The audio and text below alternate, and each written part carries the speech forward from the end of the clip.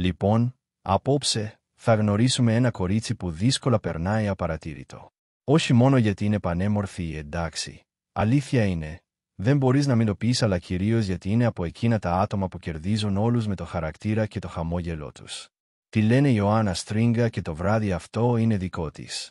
Φαντάσου λοιπόν, να μπαίνει στο στούντιο με ένα κόκκινο φόρεμα, γεμάτη αυτοπεποίθηση, έτοιμη να κλέψει τις εντυπώσεις και, πραγματικά, αυτό το κορίτσι το κάνει κάθε φορά. Δεν είναι απλά μια όμορφη παρουσία. Είναι μουσικός, και μάλιστα σε ένα χώρο που συνήθως κυριαρχούν οι άντρες. Έχει καταφέρει να κάνει δικό της το τουμπερλέκι, να παίζει νταούλι, να συνεργάζεται με μεγάλους καλλιτέχνες, και όλο αυτό χωρίς να χάσει ούτε λεπτό το γλυκό της χαμόγελο. Και κάπου εδώ ξεκινάει η ιστορία της. Από την Πάτρα, σπουδάζοντας αισθητική, δούλευε παράλληλα σερβιτόρα για να τα βγάζει πέρα. Και τότε, έρχεται η πρώτη μεγάλη ευκαιρία. Ένας φίλος της δουλεύει σε μπουζούκια και το αφεντικό ψάχνει κάτι διαφορετικό, μια κοπέλα που να ξεχωρίζει. Και τότε η Ιωάννα, σχεδόν αυθόρμητα, λέει εγώ μπορώ να το κάνω. Δεν ήξερε τότε ούτε να κρατάει το τουμπερλέκι στα χέρια της, είχε μάθει μόνο έναν ρυθμό, έτσι στα γρήγορα. Θα περίμενες ίσως να το σκεφτεί, να διστάσει. Όμως όχι. 20 χρονών, με ενθουσιασμό και θράσος, πάει και λέει θα το κάνω. Της δίνουν 50 ευρώ τη βραδιά, της λένε ξεκινάς Παρασκευή, και εκείνη, μέσα στον πανικό αλλά και το πάθος, δανείζεται το όργανο, κάνει 2-3 πρόβες, και βγαίνει στην πρεμιέρα. Τα πόδια της τρέμουν όπως λέει, σαν βρασμένα μακαρόνια. Μπροστά της, ένα μαγαζί γεμάτο κόσμο. Εκείνη δεν έχει ιδέα τι θα συμβεί. Αλλά βγαίνει, γελάει, χορεύει, κάνει αυτό που νιώθει. Το πρώτο τραγούδι περνάει χωρίς να καταλάβει πώς. Από κάτω, λουλούδια, χαρά, το αφεντικό γελάει. Και, κάπως έτσι, η Ιωάννα κάνει το πρώτο της μπαμ. Από την Πάτρα, σε ένα φοιτητικό μαγαζί για 2 χρόνια, μετά Αθήνα κάθε φορά, πιο τολμηρή, πιο σίγουρη. Όμως δεν έμεινε μόνο στο τουμπερλέκι. Ήθελε να το πάει παραπέρα. Να βγει μπροστά, να κάνει σόου, να συνδυάσει το ταλέντο της με χορό, με νταούλι, με φωνή, ακόμα και με χιλόφωνο για να ξεσηκώνει τον κόσμο.